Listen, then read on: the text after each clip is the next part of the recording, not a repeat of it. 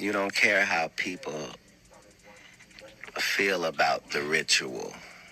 It's about, does following the ritual work? The thing you should know about this moment is that the BAFTAs were not streamed live, so they saw this happen in real time. Then when they edited together their broadcast, they decided to leave this in. Who gave you that name, and how do you think it shaped the man you are today? I'm a Babalawo, and my mom, when I was born, I got the name, fresh out the womb, and I just try to, live in that purpose, everyday sin. So a Babalawo is a priest or diviner in the Yoruba religion.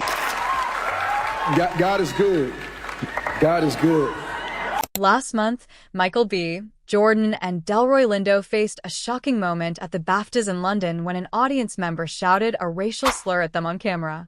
Even though the show was pre-recorded, that moment was still included in the global broadcast, leaving them to stand there and endure it. 4 weeks later, the same actor, the same film, but now he's at the Oscars, holding a Best Actor award and receiving a standing ovation.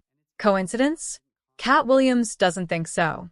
He claims industry executives decide when to humiliate Black actors and when to elevate them, suggesting that if something feels staged, it probably is. Online, some people are taking things even further, claiming the Oscars ceremony carries hidden symbolism, pointing to the statue's resemblance to ancient figures and even drawing connections through wordplay like Oscar and SAR.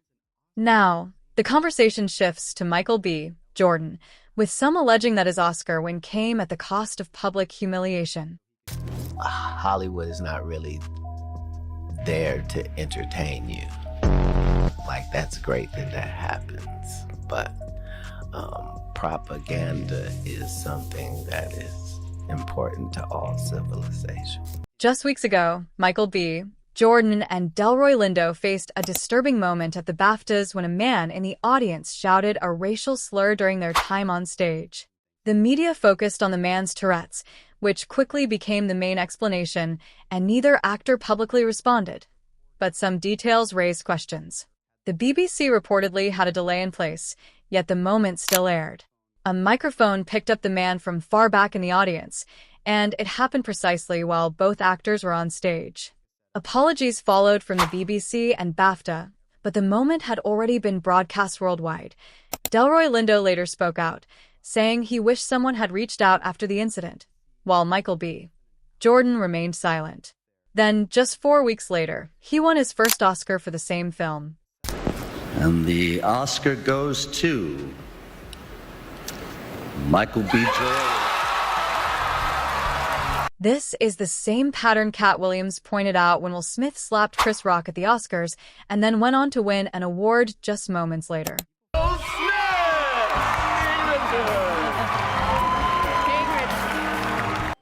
I am overwhelmed by what God is calling on me to do and be. Chris Rock and Will Smith were both humiliated that night, just in different ways.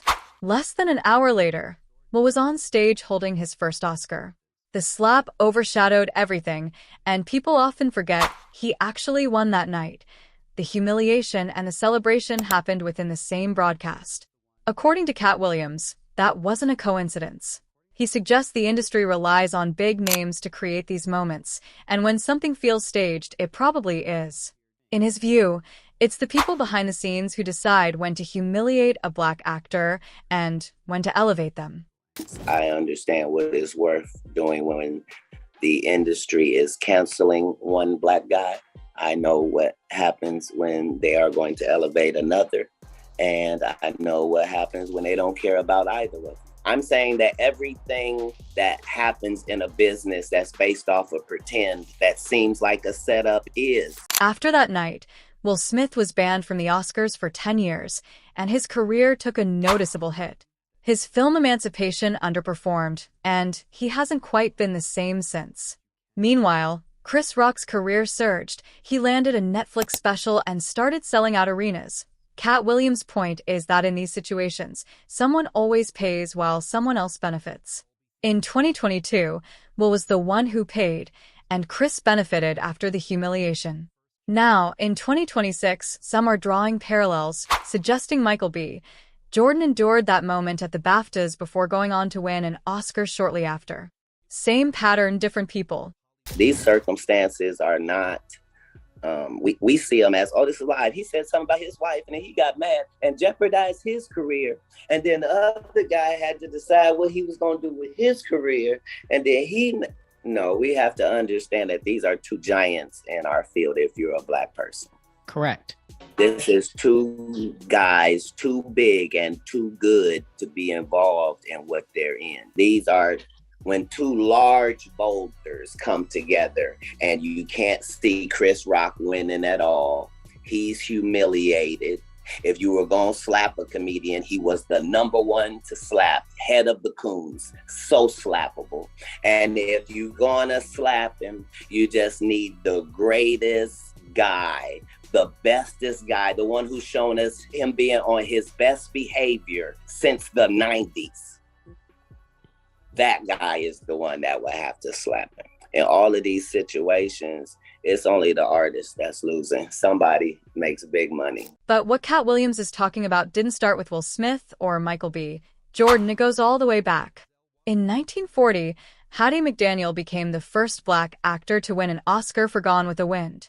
She played a maid, a stereotypical role that made many Black audiences uncomfortable. Even on that historic night, she wasn't allowed to sit with the rest of the attendees. Instead, she was made to sit at a segregated table at the back of the room.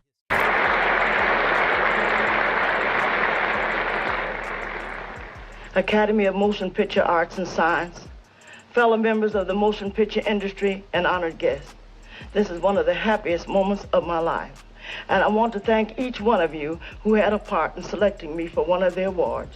Then you have Halle Berry in 2002, still the only Black woman to win Best Actress in Oscar history. She won for Monsters Ball, playing a woman who falls in love with a white man connected to the execution of her Black husband. Yes, she broke a major barrier, but many people still question the nature of the role that earned her that recognition.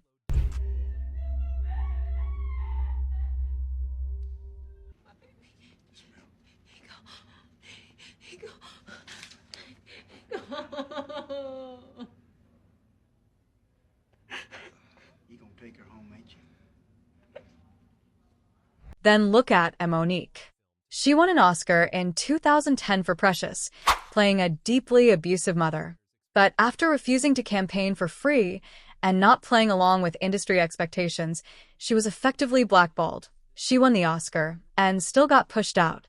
Because if I had done something wrong contractually, they would have sued me. The reason why no one could do anything to me contractually, because they found out I did nothing wrong contractually. Fast forward to 2014, and Lupita Nyong'o wins Best Supporting Actress for 12 Years a Slave, playing an enslaved woman. After her win, she revealed that many of the roles offered to her were similar more slave roles, including one set on a slave ship. After I won that Academy Award, you think, oh, I'm gonna get lead roles here and there. Oh, Lupita, we'd like to play another movie where you're a slave, but this time you're on a slave ship. Those are the kinds of offers I was getting in the months after winning my Academy Award. There's an even darker side to this humiliation ritual pattern. Take Jennifer Hudson. She won the Oscar for Best Supporting Actress for Dreamgirls in 2007. But consider the timing. Just months before the ceremony, her mother, brother, and nephew were tragically murdered. Begins for the trial of the man accused of murdering 3 family members of singer Jennifer Hudson. William Balfour is charged with the murder of Hudson's mother, brother, and 7-year-old nephew. She's expected to be in court every day, and she's also on the 300-name list of witnesses who will testify for the opening statements, which begin on April 23rd. We also have to talk about the Oscars categories still out of reach for Black creators. No Black person has ever won Best Director. Halle Berry remains the only Black woman to win Best Actress since 2002, and very few have won Best Leading Actor in nearly 100 years. The message is clear. You can perform in their stories, but you can't control the narrative. S.O. and Michael B. Jordan holds that Oscar. It's a proud moment. But Katt Williams asks the question no one wants to. What did he have to endure first? Humiliation in London, reward in Hollywood, for weeks apart. Same movie, same man, same system, from Hattie McDaniel's segregated table to Michael B.